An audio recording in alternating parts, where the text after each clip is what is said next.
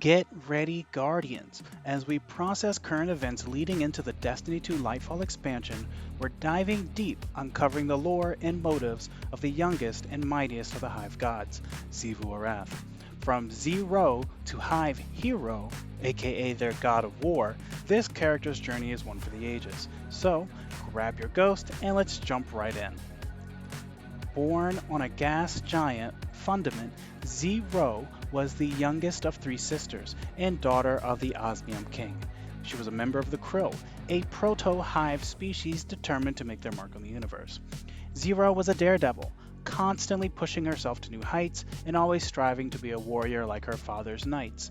But when disaster struck, in the form of a faction of Krill known as the Helium Drinkers, they invaded Zero and her father's home, and they tried to rally but eventually had to flee. Together, they swore a blood oath to avenge their father's death and kill the traitor Taox. And with the help of an ancient high-tech ship, the sisters set off on their journey. But of course, we know they'll be back. As they journey through the unknown, Zero attempted to keep her sister's spirits high, but when they finally reached the depths of the Fundament, they discovered the truth below them in the planet, and as they were confronted by the Leviathan in doing so. The sisters were warned of the dangers in their path, but ultimately rejected their entreats and drove further into the core of the planet. Some dark histories and mysteries, of course, are best left unexplored. At the heart of the Fundament, Zero and her sisters met the worm gods and were offered a chance for immortality and the survival of their species. All they had to do was take the worm larvae into them as symbiotes and spread them among the Krill. The sisters accepted the pact and transformed into the first hive. Zero took on the Night Morph and became Xivu Arath, the god of war. Sathona accepted the Mother Morph and became Savathun, the Witch Queen. And Arash embraced the King Morph, changing genders from she to he, becoming Oryx, the Taken King. Taking on a warm parasite / symbiotic relationship for godlike abilities seems like a fair trade, right? Well, with this newfound power, they get their revenge and establish an ever-expanding hive empire in a kind of take this worm or we'll kill you kind of way. And there's zero room for sympathy of or towards their allies or their enemies or anyone deemed weak. The siblings go so far as killing each other should they show such weakness. Yet they quickly realized the appetites of their god/worms is starting to exceed even the wanton amount of violence that they are spreading across the universe, and the siblings convene to strategize. Xivu Arath and Savathun give their lives freely to Oryx to become Oryx with an O, the true Taken King, who, with the added strength provided from Xivu Arath and Savathun, is able to confront his patron god, steals their power, steals additional power of the deep, and creates the Tablets of Ruin. Both sisters are afterwards revived, and sword logic is instituted. So wait. What does this mean? Revived, sword logic? What do these systems entail? And how are they revived without a ghost or a traveler? So let's break down these two concepts of sword logic and ascended realms. Sword logic is the foundation of the entire hive civilization, where each hive must prove its strength to advance in the hierarchy or else face destruction. This applies to all hive beings, including god kings like Oryx and his sisters, and even the worm gods themselves. The order of the hierarchy goes from Thrall, Acolyte, Ogre, Knight/Wizard, Ascendant Hive, God King, Worm God, and then even the Witness, since all things are under him in the hive as well. However, as a result of the pact with the worm gods, a hive's internal worm may consume its host if not fed enough. Those who have grown enough from their cunning or strength without being killed will ascend to the next artificial stage of hive evolution. So Thrall again to Acolyte, Acolyte to Oryx, etc. Pretty organized, yet a very brutal system, no? Well, according to sword logic, the struggle to survive is the essence of existence, and any entity that cannot defend itself deserves to be destroyed by a stronger entity. This applies to both living beings and natural phenomena. For intelligent beings, the ultimate goal is to establish a self-sufficient, enduring society that can withstand the test of time and reach the quote-unquote final shape. This ideology is very similar to social Darwinism, where survival of the fittest dictates that the strong must conquer the weak to succeed. Following the principles of the sword logic grants an increase in power referred to as becoming sharp. But okay, so we now have a little bit of a sense of sword logic, but what about the Ascendant Realm? What is it and how does it work? Well, the Ascendant Realm is an alternate dimension associated with the darkness, and is also referred to as the Ascendant Plane, Netherworld, Overworld, Sea of Screams, or the Howling. Hive entities, particularly powerful ones like Oryx, Savathun, Xivu Arath, and Crota, can create cyst universes called throne worlds within the Ascendant Realm. Creating a throne world enables one to survive death in the physical universe as one's soul returns to their respective Ascendant Realm. Permadeath for the Hive, for those like Xivu Arath, Savathun, and Oryx, etc., can only be achieved by killing them in their own court. In these throne worlds, they possess complete control by utilizing the sword logic to amass power and strengthen their courts. However, acquiring power requires complete annihilation of enemies and taking their power. They can even pull locations from our world into their own, as they did with the Dreaming City, or intentionally or accidentally connect to other realms like they did in the case of the Hive Wars against the Vex. Meanwhile, the worm gods themselves reside in a deeper region of the Ascendant Realm, much closer to the deep and the Witness itself. Ascendant realms are no joke, and very well might be a bit OP. Now back to the tablet and the Hive 3 siblings. The Tablet of Ruin allows Oryx to commune directly with the Witness, who explains the true purpose of sword logic as a path towards the final shape. Unfortunately, while speaking with the Witness, Oryx's sisters maroon him in his realm and attempt to rupture his tribute flow and steal his tablets. Normal family stuff. While isolated, Oryx sires Crota and the twins Ire Anuk and Ire Alak, familiar names to those who have done King's Fall Raid. And how? I'm not really sure, but in their own Hive way, that all that stuff happens. Birds and the bees. But yes, moving on, as we'll cover Oryx and his family in another video at some point in time. But fast forward now to a year after the Red War, Xivu Arath has committed some of her forces to the solar system that we call our home.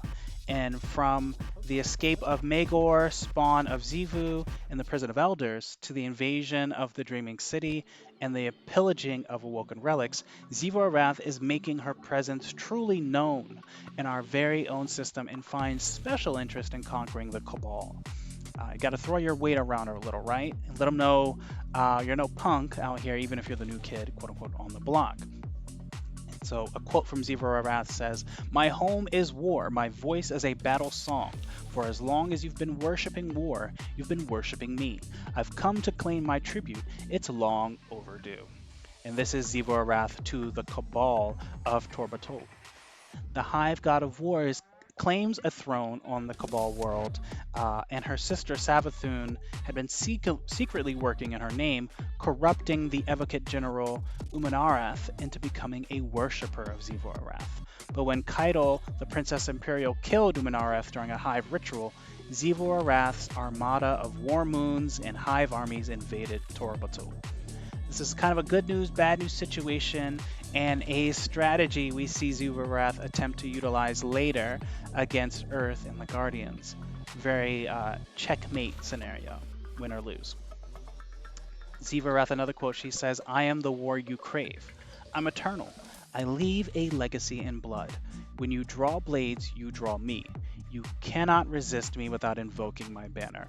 Embrace me, Lightbearer, and be a god of death. Eat or be eaten." And this is Xivu Arath to Osiris. With the arrival here now, looking at the arrival of the Black Fleet, the Witness's army of pyramids, and Savathun as Queen of Cunning going into hiding, Xivu Arath makes her mark in the Sol system yet again. Her High Celebrant is corrupting anyone in range into becoming a Wrathborn subject, including Hive, Fallen, and Cabal species, with her song.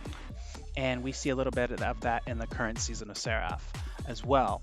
But the Guardians take down her High Celebrant and uncover the fact that her Wrathborn were attacking all across the galaxy, unbeknownst to us.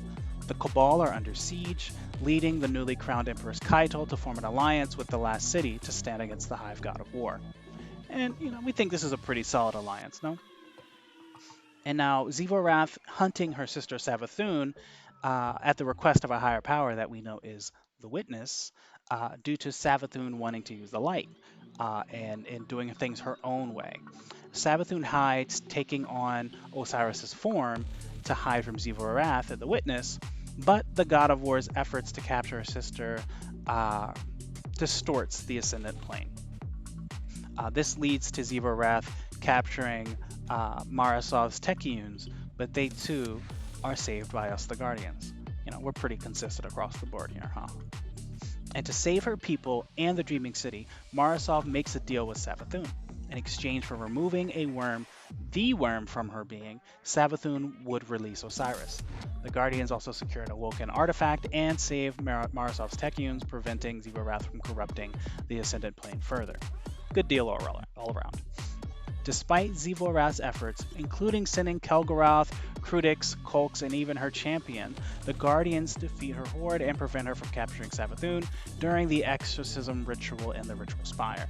The Hive God of War may be powerful, but it seems her minions at least couldn't stand up to the might of the Lightbearers. Another ordinary day in the life of a Guardian, right? Now, looking now at Xivu Arath and her influence in attacking the submines, this is more recent, where she has turned her mind on conquering the Warmind Rasputin. But this just isn't any ordinary conquest. This is one that is quite sinister, very on brand for her and the Hive, and looking at her help via the House of Salvation Splicers and her horde of Wrathborn, Xivu Arath is getting closer and closer to achieving her goal of corrupting the Warmind network. She's even sent her forces to infiltrate the Exoscience labs on Europa and seeks to claim one of the Warmind's creators, Clovis Bray, as we see in the Season of Seraph. But the Guardians were quick to the rescue, working with the Bray Patriarch to gather the pieces of Warmind and restore Rasputin's power. Marasov, the Awoken Queen, later uncovers Xivu Arath's true plan, that the War God's armies are massive, yet really only using her Wrathborn as a token force, which means she's more truly of a tactician than a brute than we would have her us originally believe as a god of war. The ultimate goal, as we've seen time and time again with Xivu Arath, is likely to have Rasputin's arsenal smite her Wrathborn, feeding her worm with destruction and fueling a powerful ritual. A spell to open a portal over Earth, just as she did on the Cabal's homeworld of Torbertul, to overwhelm the Cabal there, and thus to overwhelm the humanity here on Earth. And, how's that for an endgame, right? Again, check or checkmate, if you will. The Vanguard Coalition is faced with a tough decision. Do they restore Rasputin and risk Xivu Arath's plan succeeding, or do they deny the Warmind's restoration and leave humanity vulnerable? But Mara has a solution, of course. Restoring Rasputin as the ally humanity needs to survive. The Witness is coming, but preventing him from smiting the Wrathborn, denying Xivu Arath the requirements she needs for her ritual. We push for the stalemate, and where does that get us? Unfortunately, Aramis swoops in for the KO. She, just like Callus, and at some point Savathun, and currently Xivu Arath, serve the Witness as champions of darkness. They are his disciples, if you will. We know that both Xivu Arath and Aramis have made extensive moves for accessing the Warmind and to cause harm to the Traveler itself, with clear value to having more than one contingency should humanity find a way to foil yet another plot. And again, they like this checkmate dynamic. We don't satisfy Xivu Arath's ritual conditions, but then Aramis swoops in. Aramis finds a way to access the Warsat network, causes the Traveler to remain in a checkmate situation where the Witness's pyramids draw closer and closer. Ultimately, Rasputin's great sacrifice destroys the Warsat network, holding the Traveler hostage, yet the ultimate threat is far, far, far from lifted. Savathun's whereabouts still remain unknown leading into Lightfall, and Callus is purported to be already on Neptune fighting the Cloud Strider of humanity there. Meanwhile, Xivu Arath retreats her forces for the time being, and now we wait and see as Destiny 2 Lightfall draws closer to understand if there are any additional layers of new lore updates and events as we approach the expansion and our adventures in Neptune. along with the added Strand subclass to aid us in our battles with the Witness and his champions across the galaxy. But really, the biggest question here is, why is this God of War so elusive? And when will we get a clear image or even a direct fight with her?